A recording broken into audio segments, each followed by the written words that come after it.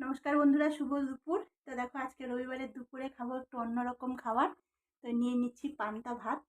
তো প্রচুর গরম পড়েছে আমাদের এখানে, তাই আজকে ইচ্ছে করলো একটু পান্তা ভাত খাই। তো পান্তা ভাতটা আজকে কি কি দিয়ে খাচ্ছি সেটাই ভিডিও তোমাদের সঙ্গে শেয়ার করব। তো চলো পান্তা ভাতটা প্রথমে সাজিয়ে দেখো নিয়ে নিচ্ছি লবণ, কেন লবণ ছাড়া পান্তা ভাত একদমই চলবে না। আর এই দেখো শুকনো লঙ্কা পুড়িয়ে নিয়েছি, আর পেঁয়াজ কুচিয়ে নিয়েছি, কাঁচা লঙ্কাও কুচিয়ে নিয়েছি। বেশ দেখতেও ভালো লাগে, খেতেও ভালো লাগে পান্তা ভাতে কাঁচা পেঁয়াজ আর কাঁচা লঙ্কা। সাথে আছে দেখো একটা ডিমের কেরি। এই পাশে নিয়ে নিয়েছি মাছ ভাজা। পান্তা ভাতের সঙ্গে বেশি আইটেম থাকলেই তো খেতে ভালো লাগে। বেগুন আর টমেটো পোড়া মেখে নিয়েছি।